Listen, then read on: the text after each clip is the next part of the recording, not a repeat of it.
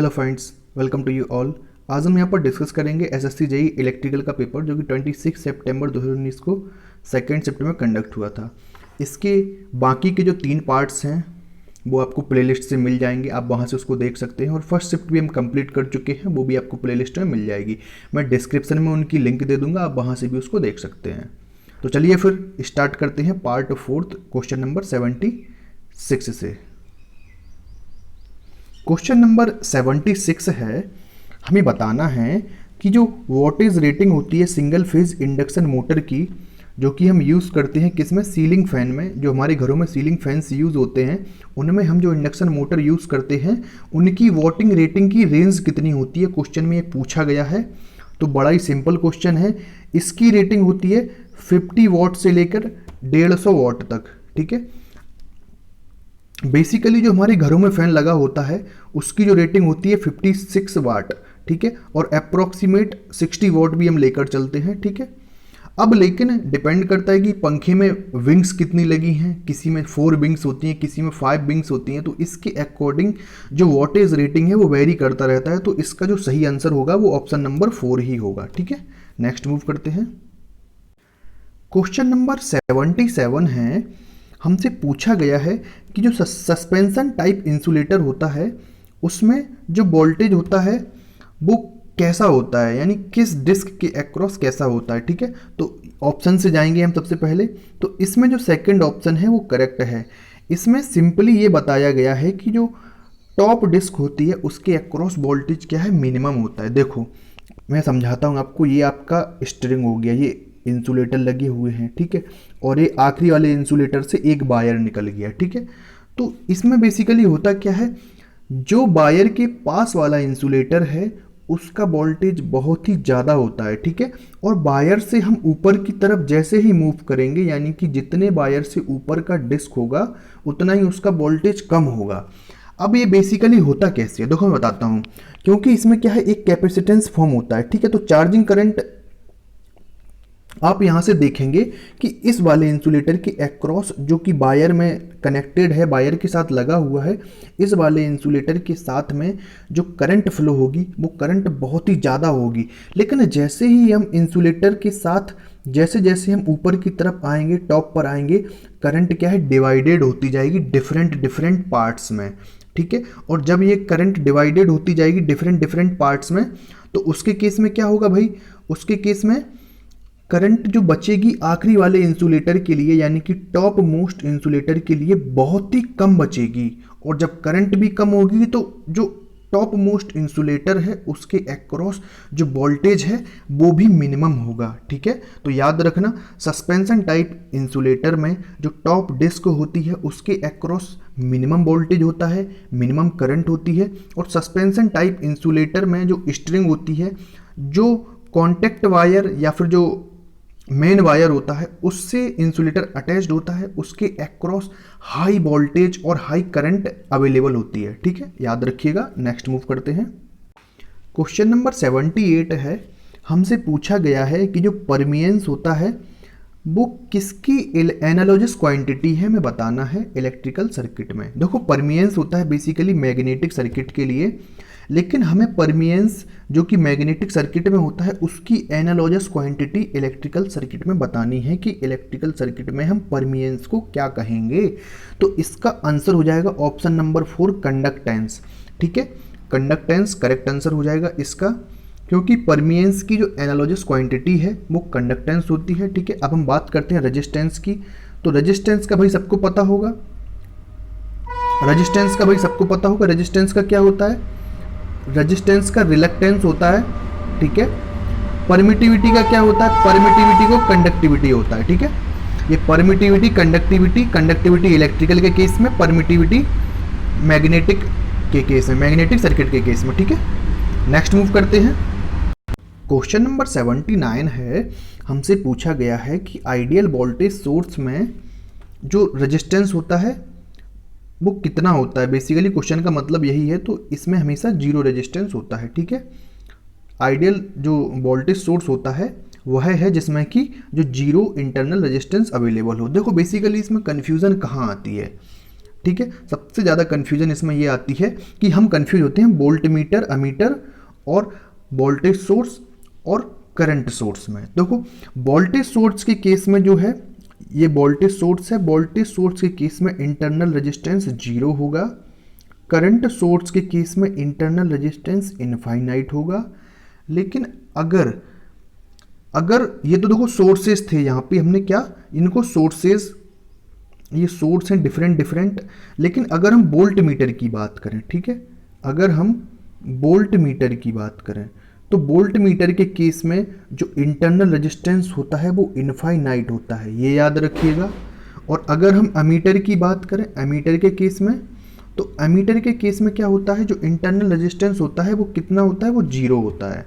तो इन 4 चीज़ों को आप एक साथ माइंड में रखेंगे ताकि कभी कन्फ्यूज़न ना हो, क्योंकि हम बेसिकली इन चारों में ही इर्द गिर्द घूमते रहते हैं और क्वेश्चन को गलत कर देते हैं। नेक्स्ट क्वेश्चन है हमारा, हमसे पूछा गया है कि निम्नलिखित में से कौन सा जो डिवाइस है, जो कौन सी युक्ति है जो कि काम करती है डायनेमिकली इंड्यूस्ड ईएमएफ बेस्ड, ठीक है। तो हमें बताना है कि इसमें से कौन सी डिवाइस है जो कि वर्किंग प्रिंसिपल उसका डिपेंड करता है डायनेमिकली इंड्यूस्ड ईएमएफ पर। तो सबको पता होगा जो जनरेटर होता है इसका वर्किंग प्रिंसिपली किस पर डिपेंड करता है, डायनेमिकली इंड्यूस्ड ईएमएफ पर, ठीक है। अब बात आती है स्टैटिकली इंड्यूस्ड ईएमएफ के एग्जाम्पल की। तो जो ट्रांसफॉर्मर है स्टैटिकली इंड्यूस्ड ईएमएफ डिवाइस का, ठीक है, इंड्यूस्ड ईएमएफ, ठीक है। तो जो ट्रांसफॉर्मर है वो स्टैटिकली इंड्यूस्ड ईएमएफ डिवाइस का एग्जाम्पल है, और जनरेटर जो है वो डायनेमिकली इंड्यूस्ड ईएमएफ का एग्जाम्पल है। इन दोनों क्वेश्चंस को दिमाग में रखिएगा क्योंकि क्वेश्चन यहाँ से बहुत पूछे जाते हैं, ठीक है। नेक्स्ट मूव करते हैं। नेक्स्ट क्वेश्चन है हमारा, हमें क्वेश्चन में कंबाइंड इंडक्टेंस दिया गया है, यानी कि एल इक्विवेलेंट। कंबाइंड इंडक्टेंस का मतलब ही क्या है, एल इक्विवेलेंट गिवन है किन्हीं 2 कॉइल्स के लिए जिनको सीरीज में कनेक्ट किया गया है। तो फर्स्ट एल इक्विवेलेंट की वैल्यू 0.6 हेनरी है, सेकंड एल इक्विवेलेंट की वैल्यू 0.1 हेनरी है, ठीक है। अब उनमें जो करंट फ्लो हो रहा है, करंट फ्लो की डायरेक्शन पर डिपेंडेंट है, ठीक है। इनकी जो इंडक्टेंस है एल इक्विवेलेंट है या फिर कंबाइंड इंडक्टेंस है, वो डिपेंड कर रहा है कि करंट की डायरेक्शन कैसी फ्लो हो रही है कॉइल में, ठीक है। एडिटिव डायरेक्शन है या अपोजिट डायरेक्शन है, ठीक है। अब इसमें एक चीज़ हमें बता दी गई है, अगर किसी एक कॉइल को आइसोलेट कर दिया जाता है तो उसमें जो सेल्फ इंडक्टेंस है वो 0.2 हेनरी है। तो हमें इसमें म्यूचुअल इंडक्टेंस की वैल्यू कैलकुलेट करनी है, यानी कि हमें एम को फाइंड करना है। हमारे पास एल इक्विवेलेंट फर्स्ट है, कितना है, 0.6 हेनरी, ठीक है। और एल इक्विवेलेंट सेकेंड है, कितना है, 0.1 हेनरी, ठीक है, 0.1 हेनरी। हमारे पास ये डेटा गिवन है, इसको हमें कैलकुलेट करना है, ठीक है। और हमारे पास L1 का वैल्यू भी है, कितना है, 0.2 हेनरी, 0.2 हेनरी। अब देखते हैं इसको हम कैसे कैलकुलेट करते हैं।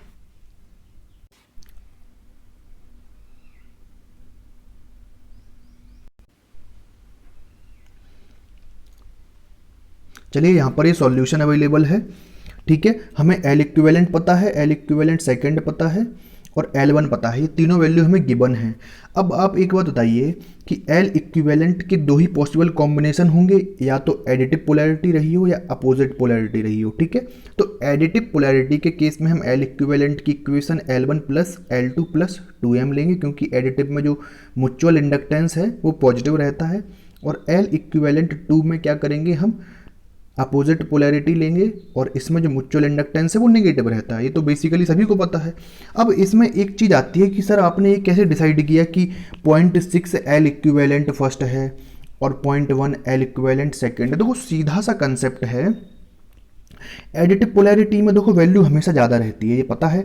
तो सीधे से हमने 0.6 को एडिटिव में पुट कर लिया, और अपोजिट पोलैरिटी में वैल्यू हमेशा कम रहती है एल इक्विवेलेंट की।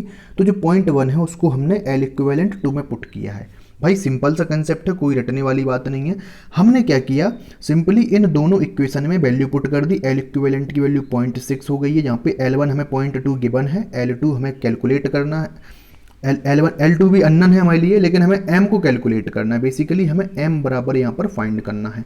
L2 भी अननोन है, लेकिन अगर दो इक्वेशन हमारे पास अवेलेबल है तो हम दो अननोन को कैलकुलेट आसानी से कर सकते हैं। तो यहाँ से हमने जब इसको सॉल्व किया, इसको यहाँ भेजेंगे तो इक्वेशन फर्स्ट ये बन गई, ठीक है। सिमिलरली हमने अपोजिट पोलैरिटी के लिए किया, इसकी जो इक्वेशन थी उसको फाइनली सॉल्व करके नीचे वाली इक्वेशन बन गई है, इक्वेशन सेकंड आ गई। इक्वेशन फर्स्ट और इक्वेशन सेकंड हमने क्या किया, इक्वेशन फर्स्ट और इक्वेशन सेकंड को हमने सॉल्व किया है, इसके साइन चेंज कर दिए और सबको उठा के ऐड कर दिया। 0.4 प्लस 0.1, L2 से L2 कैंसिल हो गया, 2m मिला। यानी कि फाइनली यहाँ पास कितना आ गया है, 0.5 अपॉन यहाँ से कितना आ जाएगा, 4m आ जाएगा। तो 4 यहाँ पर कर देंगे और इक्वल टू में m रहेगा। जब हम 0.5 को 4 से डिवाइड करेंगे तो इसका जो रिजल्ट है वो कितना आएगा, हमें सीधा मिल जाएगा m इक्वल टू 0.125, ठीक है। m equal to 0.125। आप खुद भी इन इक्वेशन को अपने हिसाब से सॉल्व कर सकते हैं, आपका आंसर जो m का वैल्यू है वो 0.125 ही आएगा, ठीक है। नेक्स्ट क्वेश्चन में मूव करते हैं। आप यहाँ पे देख सकते हैं इसका आंसर कितना आ रहा है, ऑप्शन ए करेक्ट है, 0.125 हेनरी, जो कि किसकी, म्यूचुअल इंडक्टेंस की वैल्यू कैलकुलेट होकर आई है, m बराबर 0.125 h यानी हेनरी। नेक्स्ट क्वेश्चन नंबर 82 है, किसी सीरीज मैग्नेटिक सर्किट में जो मैग्नेटिक फ्लक्स होता है वो सेम फ्लक्स होता है, ठीक है। हमसे पूछा गया है कि सीरीज मैग्नेटिक सर्किट में इनमें से कौन सी चीज़ सही है सीरीज मैग्नेटिक सर्किट के लिए। तो हमें ऑप्शन बी करेक्ट है, ऑप्शन सेकंड करेक्ट है। जो मैग्नेटिक फ्लक्स है वो हमेशा सेम रहता है सीरीज मैग्नेटिक सर्किट में, ठीक है। नेक्स्ट मूव करते हैं। क्वेश्चन नंबर 83 है, हमसे पूछा गया है कि निम्नलिखित में से कौन सा फैक्टर है जो डिसाइड करता है जो कि डायरेक्शन ऑफ रोटेशन को सैडेड पोल मोटर की, यानी कि निम्नलिखित में से कौन सा फैक्टर सैडेड पोल मोटर की रोटेशन को या रोटेशन की डायरेक्शन को डिसाइड करता है, निर्धारित करता है, ठीक है। तो जो सैडेड पोर्शन और अनसैडेड पोर्शन होता है पोल का, वो डिसाइड करता है कि मोटर किस डायरेक्शन में रोटेट करेगी।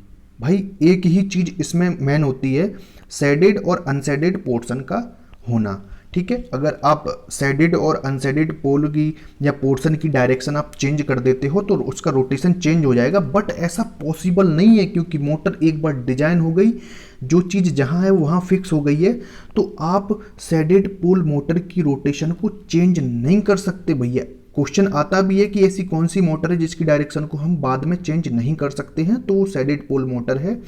इसमें बेसिकली होता क्या है, देखो इसका मैं थोड़ा सा आपको कंसेप्ट बता देता हूँ। इस सैडेड पोल मोटर में होता क्या है कि एक पोल होता है, ठीक है, एक पोल इस तरीके से होता है, बड़ा पोल होता है, और एक पोल को थोड़ा सा कट कर दिया जाता है, ठीक है, इस तरीके से थोड़ा सा कट कर दिया जाता है। इस पोल में एक कॉपर की बार या कॉपर की एक रिंग को अटैच कर दिया जाता है, ठीक है। अब इसमें होता क्या है कि जो बड़ा पोर्शन है, अनसैडेड पोर्शन बोलते हैं उसको, बड़े पोर्शन में जो फ्लक्स है, फ्लक्स की वैल्यू बहुत ज़्यादा होती है बड़े वाले पोर्शन में, लेकिन जो सैडेड पोर्शन है यानी कि जो छोटा पोर्शन है उसमें फ्लक्स की वैल्यू कम हो जाती है। अब ये होता क्यों, यहाँ पर जो फ्लक्स है, जो सैडेड पोर्शन है उसमें फ्लक्स की वैल्यू कम हो जाती है। बेसिकली ऐसा इसलिए होता है क्योंकि इसमें ईएमएफ इंड्यूस्ड हो जाता है और ये अपोज करता है फ्लक्स का, तो ओवरऑल फ्लक्स इस साइड के एरिया में, इस वाले एरिया में, जो सैडेड पोल वाला एरिया है इस वाले एरिया में कम हो जाता है ओवरऑल फ्लक्स। तो हमें पता है कि जो टेंडेंसी होती है किसी चीज़ की वो हायर टू लोअर होती है, चाहे प्रेशर हो चाहे कोई भी चीज़ हो। तो जो रोटेशन है वो हायर फ्लक्स से लोअर फ्लक्स की तरफ होगा, यानी कि रोटेशन कुछ इस तरीके से होगी, ठीक है। तो ये बेसिक प्रिंसिपल है सैडेड पोल इंडक्शन मोटर का या सैडेड पोल मोटर का, ठीक है। नेक्स्ट मूव करते हैं। क्वेश्चन नंबर 84 है, हमसे पूछा गया है कि जो रेसिडेंशियल डिस्ट्रीब्यूशन सिस्टम एम्प्लॉयड होता है उसके लिए क्या सही है। तो भाई जो रेसिडेंशियल डिस्ट्रीब्यूशन सिस्टम होता है उसमें सिंगल फेज और 2 वायर सिस्टम का हम यूज़ करते हैं। आपने अपने घर में देखा होगा या बाहर जाकर देख लेना आप, तो आपके पास बेसिकली एक ही फेज आया होगा अगर आपकी जो पावर आपने कनेक्शन नहीं लेके रखा है, क्योंकि पावर कनेक्शन 3 फेज होता है, उसकी नीड नहीं रहती है रेसिडेंशियल पर्पस के लिए। तो यहाँ पर 2 वायर होते हैं, एक फेज होता है जो डोमेस्टिक पर्पस के लिए हम यूज़ करते हैं, एक न्यूट्रल होता है। तो इसी सिस्टम को हम कहते हैं सिंगल फेज, क्योंकि सिंगल फेज है और 2 वायर हैं, ये 2 वायर सिस्टम हो गया। ठीक है, नेक्स्ट मूव करते हैं। क्वेश्चन नंबर 85 है, हमसे पूछा गया है कि अगर 11 kb की एक ट्रांसमिशन लाइन है और उसमें नंबर ऑफ पोल कितने हैं, 80 हैं। 11 kb की ट्रांसमिशन लाइन में हमने 80 पोल्स का यूज़ किया है, तो बताना है कि हमें कितने डिस्क इंसुलेटर की रिक्वायरमेंट होगी। अब भैया 11 kb का वोल्टेज है, तो एक डिस्क 11 kb मेजर करती है या 11 kb को रोक सकती है, ऐसा आप समझ सकते हैं, एक डिस्क। ठीक है, तो डिस्क तो हम बेसिकली एक ही यूज़ करने वाले हैं, हर फेस के लिए हम एक ही डिस्क यूज़ करेंगे। लेकिन हमें ये बात भी ध्यान में रखनी है कि हम 3 वायर यूज़ करते हैं। ठीक है, अपने सिस्टम में मेनली जो हमारा डिस्ट्रीब्यूशन होता है सेकेंडरी डिस्ट्रीब्यूशन तक हम 3 वायर ही यूज़ करते हैं। ठीक है, अब इसमें क्या होगा कि 3 वायर हैं और 80 पोल है हमारे पास, 80 पोल हैं और 3 वायर हैं, तो हर पोल पर हमें 3 इंसुलेटर को लगाना पड़ेगा, हर एक फेज में एक इंसुलेटर लगेगा। तो 80 को हम 3 से मल्टीप्लाई करेंगे, इसका आंसर आएगा 240, यानी कि हमें टोटल 240 इंसुलेटर की रिक्वायरमेंट होगी। That is the option number 3। आसान क्वेश्चन था। नेक्स्ट क्वेश्चन नंबर 86 है, यहाँ पर हमसे पूछा गया है, हमें पहले दिया गया है एसी वोल्टेज और करंट, जो V और I का वैल्यू हमें पता है। हमसे पूछा गया है कि इन दोनों के बीच में फेज रिलेशन कितना होगा। तो देखो सिंपल सी बात है, ये क्वेश्चन एसएससी ने केवल पैसे कमाने के लिए दिया है, क्योंकि ज़्यादा से ज़्यादा लोग क्लेम करें। इसका जो करेक्ट आंसर है वो ऑप्शन नंबर 2 होगा, कैन नॉट बी डिटरमाइंड। अब ऑप्शन नंबर 2 कैसे होगा, ये मुद्दे की बात है, ये बहुत ही इंपॉर्टेंट है। देखो आप यहाँ पे आपको पता होगा जो स्टैंडर्ड वैल्यू होती है, चाहे V हो या फिर I हो, इसकी स्टैंडर्ड वैल्यू क्या होती है। अगर V है, V के लिए मान लेते हैं, पहले मान के चलो V है, तो इसकी वैल्यू होती है Vm sin ओमेगा t।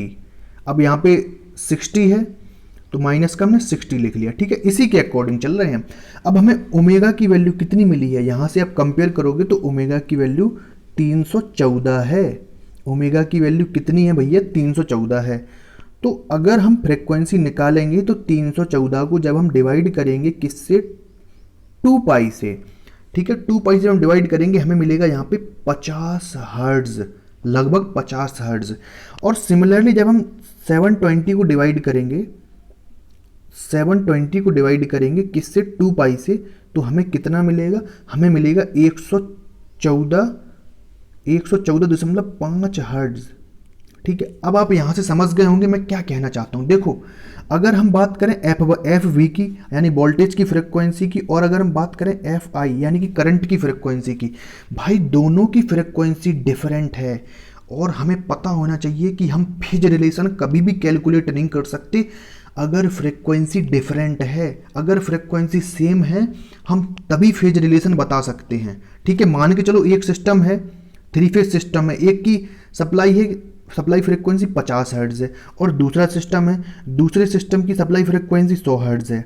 अब मैं आपसे कह दूं कि भैया क्या आप बता सकते हो कि इसकी वोल्टेज, इस वाली लाइन के वोल्टेज और इस वाली लाइन के करंट में क्या रिलेशन है। तो भैया जब सिस्टम ही अलग अलग फ्रिक्वेंसी पे ऑपरेट हो रहे हैं, यानी कि सिस्टम ही अलग हो चुके हैं, तो हम किन्हीं 2 सेपरेट सिस्टम के बीच में कभी रिलेशन नहीं बता सकते, कभी फेज रिलेशन नहीं बता सकते। तो याद रखना, जहाँ पर फ्रिक्वेंसी अगर डिफरेंट है तो हम उन दोनों के बीच में कभी भी फेज रिलेशन नहीं बताएंगे। ठीक है, यानी कि इसका जो सही आंसर होगा वो क्या होगा, can not be determined. Option number 2 that is the can not be determined, ये करेक्ट आंसर होगा इसका। ठीक है, याद रखिएगा। नेक्स्ट क्वेश्चन नंबर 87 है, हमसे पूछा गया है कि निम्नलिखित में से कौन से जनरेटर का जो वोल्टेज रेगुलेशन होता है वो पुअरेस्ट होता है, यानी कि सबसे ज़्यादा पुअरेस्ट, सबसे ज़्यादा खराब वोल्टेज रेगुलेशन होता है। तो याद रखिएगा डिफरेंशियल कंपाउंड जनरेटर का जो वोल्टेज रेगुलेशन है बहुत ही ज़्यादा ख़राब होता है। इसका जो ग्राफ आता है वो बहुत ही ज़्यादा ऐसे नीचे की तरफ आता है। ये नो लोड वोल्टेज हो जाता है, ये फुल लोड वोल्टेज हो जाता है, यानी कि फुल लोड पर वोल्टेज बहुत ही ज़्यादा कम हो जाता है नो लोड की कंपैरिजन में, इसीलिए इसका जो वोल्टेज रेगुलेशन है बहुत ही ज़्यादा घटिया हो जाता है। नेक्स्ट क्वेश्चन है हमारा, हमें 4 मटेरियल का नेम दिया गया है और हमसे पूछा गया है, हमें बताना है कि 20 डिग्री सेल्सियस के टेम्परेचर पर सबसे कम रेजिस्टिविटी किसकी होगी। ठीक है, तो भैया हम क्या करेंगे इस क्वेश्चन को करने के लिए, बेसिकली सिलेबस तो दिख ही रहा है, बट अगर आपको दूसरे तरीके से करना हो, लीस्ट रेजिस्टिविटी की जगह हम कंसीडर कर सकते हैं हाई कंडक्टिविटी। ठीक है भाई, चाहे लीस्ट रेजिस्टिविटी ले लो चाहे हाई कंडक्टिविटी ले लो, बात तो एक ही है ना। जो मटेरियल अगर लीस्ट रेजिस्टिविटी रखता है तो उसकी कंडक्टिविटी तो हाई होगी ना, तो भैया हाई कंडक्टिविटी वाला मटेरियल सिल्वर यहाँ पर अलग ही दिख रहा है। नाइक्रोम तो पता होगा, निकेल और क्रोमियम होता है, इसका बेसिकली यूज हम हीटर की जो स्प्रिंग होती है उनको बनाने के लिए करते हैं। बेसिकली इसका 88 क्वेश्चन का answer option number 4 that is the silver. Silver में लीस्ट रेजिस्टिविटी होती है 20 डिग्री सेल्सियस के टेम्परेचर तक। नेक्स्ट क्वेश्चन नंबर 89 है, हमसे पूछा गया है कि 1 किलो कैलोरी अप्रोक्सीमेटली किसके इक्वल होता है। ठीक है, सबसे पहले हम देखते हैं 1 कैलोरी। 1 कैलोरी, अगर 1 कैलोरी की हम बात करें तो 1 कैलोरी का मतलब ही क्या होता है भाई, 4.2 जूल। ठीक है, 4.2 जूल 1 कैलोरी का मतलब है। अगर हम दोनों साइड 1000 से मल्टीप्लाई कर दें तो ये क्या हो जाएगा, ये हो जाएगा 1 किलो कैलोरी। ठीक है, और ये कितना हो जाएगा, 4200 हो जाएगा। बस जब हम 4.2 में मल्टीप्लाई करेंगे 1000 से तो 4200 हो जाएगा, बस आंसर आ गया हमारा। 1 किलो कैलोरी की वैल्यू होती है 4200। अब यहाँ पर हम जूल कर रहे हैं, देखो जूल और वाट सेकंड में कोई अंतर नहीं है। 1 जूल इक्वल टू होता है, 1 जूल को हम 1 वॉट सेकंड लिख सकते हैं। ठीक है, यानी कि आपको पता होगा कि जूल और वॉट सेकंड एक ही यूनिट होती हैं। ठीक है, नेक्स्ट मूव करते हैं। क्वेश्चन नंबर 90 है, हमसे पूछा गया है कि 2 वॉट मीटर मेथड को यूज किया गया है 3 फेज पावर मेजरमेंट के लिए, एक बैलेंस लोड के लिए। अगर 1 वॉट मीटर की रीडिंग कितनी है, अगर 1 वॉट मीटर की रीडिंग है माइनस के W1 को मान लिया हमने माइनस का 200 वॉट। देखो ये माइनस यहाँ पर छूट गया है, यहाँ पर 200 है, तो याद रखिए माइनस का 200 वॉट है यहाँ पे। ठीक है, W1 का रेटिंग। तो हमसे पूछा गया है कि पावर फैक्टर कितना होगा, तो देखो सिंपली आपको पता होगा जब पावर फैक्टर 0 होता है, 0 पावर फैक्टर पर क्या होता है भाई, 0 पावर फैक्टर पर जो W होता है, W1 होता है वो इक्वल टू और निगेटिव होता है W2 के। ठीक है, ये आपको याद रखिएगा, W1 इक्वल टू W2 होता है और यहाँ पर नेगेटिव साइन भी होता है। ठीक है, अब भाई हम ये भी लिख सकते हैं W2 इक्वल टू माइनस का W1, कोई प्रॉब्लम नहीं है। ठीक है, अब इसमें एक छोटी सी बात आपको याद रखनी है, अगर किसी भी वॉटमीटर की रीडिंग अगर नेगेटिव आती है, किसी भी वॉटमीटर की रीडिंग अगर नेगेटिव आती है तो हमेशा जो पावर फैक्टर है 0.5 से लेस होगा। ठीक है, क्योंकि इसमें 0 पावर फैक्टर पर, जो 0 पावर फैक्टर है, 0 पावर फैक्टर पर दोनों की रीडिंग इक्वल होती है, लेकिन जो डायरेक्शन है, जो करंट का फ्लो है वो अपोजिट हो जाता है, यानी कि एक नेगेटिव पावर मेजर करने लगता है। अब देखो हमें 1 वॉट मीटर की रीडिंग तो पता है कि भैया माइनस के 200 वॉट वो दिखा रहा है, लेकिन हमें दूसरे वॉट मीटर की रीडिंग के बारे में जानकारी नहीं है। हो सकता है भाई वो प्लस का 200 दिखा रहा हो या प्लस का 200 से कम दिखा रहा हो, तो सिंपली इसकी जो वैल्यू रहती है 0.5 से हमेशा लेस रहती है। ठीक है, यानी कि पावर फैक्टर की वैल्यू जो है वो 0 से लेके 0.5 के बीच में होती है। अगर कोई भी 1 वॉट मीटर नेगेटिव रीडिंग आपको दे रहा है तो इसका मतलब है पावर फैक्टर 0 से लेके 0.5 के बीच में लाई कर रहा है, बस इतना याद रखिएगा। ठीक है, नेक्स्ट मूव। क्वेश्चन नंबर 91 है, हमसे पूछा गया है कि maximum number of socket outlet, socket outlet के मैक्सिमम नंबर कितने अलाउ होने चाहिए पर पावर सब सर्किट के लिए, ठीक है। तो इनकी संख्या हमेशा 2 होनी चाहिए, 2 से ज़्यादा कभी भी नहीं होना चाहिए, ठीक है।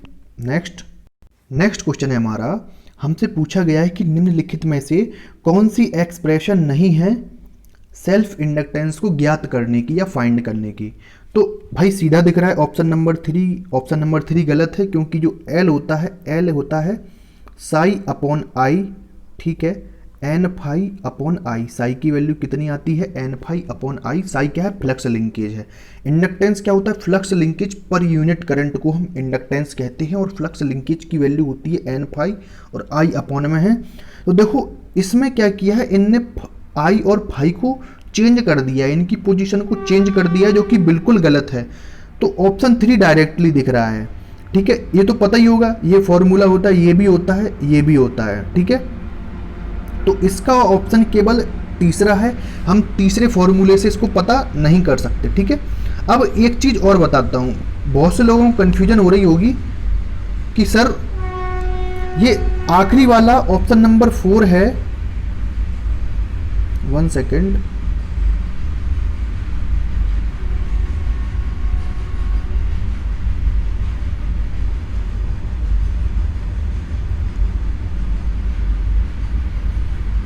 हाँ आ जाते हैं। अब बहुत से लोगों को कन्फ्यूजन हो रही होगी कि सर जो ऑप्शन नंबर 4 है ये कैसे आया। तो भैया सिंपल सा फॉर्मूला हम जो यूज करते हैं ना, L equal to mu N square L square A upon L, ठीक है। हम ये वाला फॉर्मूला यूज करते हैं, ठीक है। अगर हम क्या करें, एन स्क्वायर को अकेला ऊपर रखें, बाकी सब चीज़ों को हम नीचे ले आए, यानी कि यहाँ पर एल अपॉन ए कर दें, ठीक है, एल अपॉन ए कर दें यहाँ पर, और इस म्यू को भी हम नीचे ले आए, यानी कि 1 अपॉन म्यू कर दें। तो यहाँ पर आप ये पूरा टर्म देख रहे हैं, क्या रिप्रेजेंट कर रहा है, ये पूरा टर्म एस को हम रिलक्टेंस से डिनोट करते हैं। ये पूरा टर्म एस यानी कि रिलक्टेंस को रिप्रेजेंट कर रहा है। तो एन स्क्वायर एस जो है ना, वो भी एक तरीके से इंडक्टेंस का ही फॉर्मूला है, आप ये समझ लीजिए, ठीक है। क्वेश्चन के अकॉर्डिंग जो राइट आंसर होगा वो हो जाएगा option number 3 N phi upon I, जो कि गलत है। इस फॉर्मूले से हम कभी भी इंडक्टेंस को फाइंड नहीं कर सकते। कौन सा फॉर्मूला, एन आई अपॉन फाई, जो कि ऑप्शन नंबर 3 में गिवन है। नेक्स्ट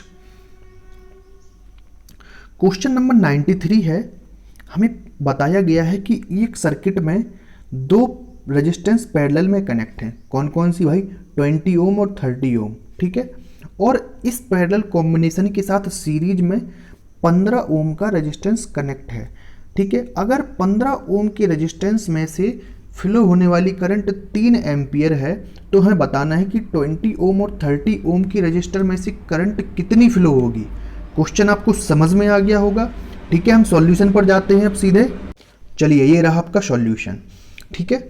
हमने क्वेश्चन के अकॉर्डिंग क्या किया, हमने 2 रेजिस्टेंस को पैरेलल में कनेक्ट किए हैं, जो कि हमें गिवन थे, क्वेश्चन में बताया गया था। एक था 20 ओम, एक था 30 ओम, ठीक है। इनके साथ सीरीज में 15 ओम का रेजिस्टेंस कनेक्ट किया है, और हमें क्वेश्चन में बताया गया है कि 15 ओम में से फ्लो होने वाली करंट 3 एम्पियर है। तो भाई 3 एम्पियर करंट जब यहाँ से 15 ओम से फ्लो हो रही है, तो सीधी सी बात है भैया, यहाँ भी 3 एम्पियर की करंट फ्लो होगी, ठीक है। अब बस 3 एम्पियर की करंट इस पूरे कॉम्बिनेशन से होकर निकलेगी, तो बस हम करंट डिवीजन का यूज़ करेंगे, और हमें पता लग गया कि 20 ओम में से फ्लो होने वाली करंट डिवीजन से हम निकालेंगे 1.8 एम्पियर आएगा, और बाकी की बची हुई करंट 30 ओम में से फ्लो होगी। तो भाई हमने 3 एम्पियर में से 1.8 को माइनस कर दिया, तो 1.2 एम्पियर आ गया।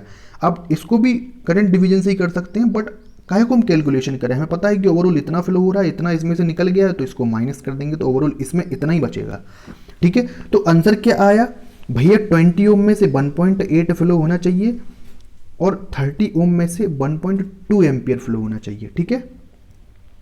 तो आप यहाँ पर देख सकते हैं ऑप्शन नंबर 3 है, जिसमें कि हमारे जो दोनों ऑप्शन हैं वो गिवन है, 1.8 एम्पियर, ठीक है, और 1.2 एम्पियर।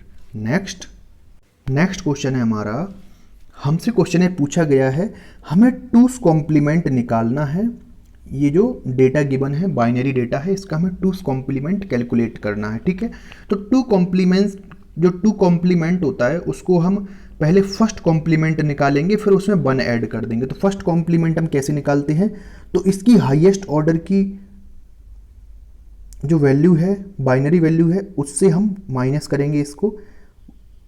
कितने डिजिट हैं, 2 2 4 2 6 और 1 7 हैं, तो हम 7 बार 1 1 लिख लेंगे, 4 2 6 और 1 7। और इसमें से हम नीचे ये इस वाली वैल्यू को माइनस करेंगे, 1 0 1 0 1 0 1। जब हम इसको माइनस करेंगे तो यहाँ पर 0 बचेगा, यहाँ पर 1, यहाँ पर 0, यहाँ पर 1, यहाँ पर 0, यहाँ पर 1 और यहाँ पर 0। अब हम इसमें सिंपली 1 ऐड कर देंगे, ठीक है, 1 ऐड कर देंगे इसमें। तो जैसे ही हम इसमें 1 ऐड करेंगे तो हमारे पास ओवरऑल कितना आ जाएगा, 1 1 1 1 0 1 0 1 0।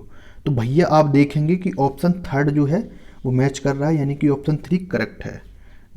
नेक्स्ट क्वेश्चन नंबर 95 है। हमसे पूछा गया है कि जो शेड्यूल स्पीड होती है किसी भी ट्रेन की, जो टाइम स्पीड कर्व होता है ना, तो उसमें जो शेड्यूल स्पीड होती है किसी भी ट्रेन के लिए वो हमेशा कैसी होती है उसको बताना। तो उसको याद रखिएगा, वो हमेशा एवरेज स्पीड से कम होती है। इसका रीज़न सबसे बड़ा ये है क्योंकि शेड्यूल स्पीड में हम ट्रेन का स्टॉपिंग टाइम भी ऐड कर लेते हैं, यानी कि ट्रेन कितने मिनट कहाँ पर खड़ी हुई है हम उसको भी ऐड कर लेते हैं, जिससे कि इसका जो ओवरऑल शेड्यूल स्पीड है वो कम हो जाता है एवरेज स्पीड से। यानी कि एवरेज स्पीड केवल चलने का समय है, लेकिन शेड्यूल स्पीड में चलने के समय के साथ साथ हम क्या करते हैं, हम ट्रेन के रुकने का समय भी ऐड कर लेते हैं कि ट्रेन भैया इतने समय तक स्टेशन पर रुकी है। तो सिंपली जो शेड्यूल स्पीड है किसी भी ट्रेन की वो कम होगी एवरेज स्पीड से, ठीक है। आसान क्वेश्चन था। क्वेश्चन नंबर 96 है। हमसे पूछा गया है कि जब जो फ्लक्स होता है वो क्रॉस करता है एयर गैप को, तो ये बाहर की तरफ फैलना स्टार्ट कर देता है, ठीक है। और इसका जो इफेक्टिव एरिया है, यानी कि जो फ्लक्स है, फ्लक्स का इफेक्टिव एरिया जो है वो बढ़ जाता है, ठीक है। This effect is known as, इस इफेक्ट को हम क्या कहते हैं, तो भैया सबको पता होगा फ्रिंगिंग इफेक्ट है ये। फ्रिंगिंग इफेक्ट में क्या होता है, बेसिकली जो फ्लक्स का एरिया है वो इंक्रीज कर जाता है, फ्लक्स डेंसिटी कम हो जाती है। मैं थोड़ा इसको समझाता हूँ, मुझे सेटिस्फेक्शन नहीं मिलेगा, मैं अच्छे समझ। चलिए देखिए यहाँ पर फ्रिंगिंग इफेक्ट होता क्या है, ठीक है। ये कोई कोर है, इससे हमने बाइंडिंग को कनेक्ट करी है, कोई भी कॉइल को कनेक्ट किया है और कॉइल में करंट दी है, करंट से कोर में फ्लक्स आएगा। अब इस फ्लक्स को अगर हम थोड़े से एयर गैप से पास कराएंगे तो इस एयर गैप में पास कराने से जो फ्लक्स है वो बहुत सा फ्लक्स ऊपर की तरफ जाएगा, यानी कि फ्लक्स का जो ओवरऑल एरिया है वो बहुत ज़्यादा इंक्रीज कर जाएगा, ठीक है। जो एरिया है वो इंक्रीज कर जाएगा, इसी को हम फ्रिंगिंग इफेक्ट कहते हैं, ठीक है। जब एरिया इंक्रीज कर जाएगा तो फ्लक्स डेंसिटी जो है वो रिड्यूस कर जाएगी। क्वेश्चन में एक बार ये भी पूछा गया है, मुझे याद नहीं है बट मैं बता रहा हूँ कि इस क्वेश्चन ऐसा था कि फ्रिंगिंग इफेक्ट में कौन सी चीज़ डिक्रीज करती है, कौन सी चीज़ कम होती है। तो भैया फ्रिंगिंग इफेक्ट में बी यानी कि फ्लक्स डेंसिटी, फ्लक्स डेंसिटी क्योंकि ये होता कितना है, φ/a है। यहाँ पर आप देखेंगे यहाँ पर जो इफेक्टिव एरिया है, इफेक्टिव एरिया इंक्रीज कर जाता है। जैसे इफेक्टिव एरिया यहाँ पे फ्लक्स का इंक्रीज करेगा और यहाँ पे ओवरऑल जो बी है, जो फ्लक्स डेंसिटी है वो घट जाएगी। दो ही पॉइंट आपको याद रखने हैं। अगर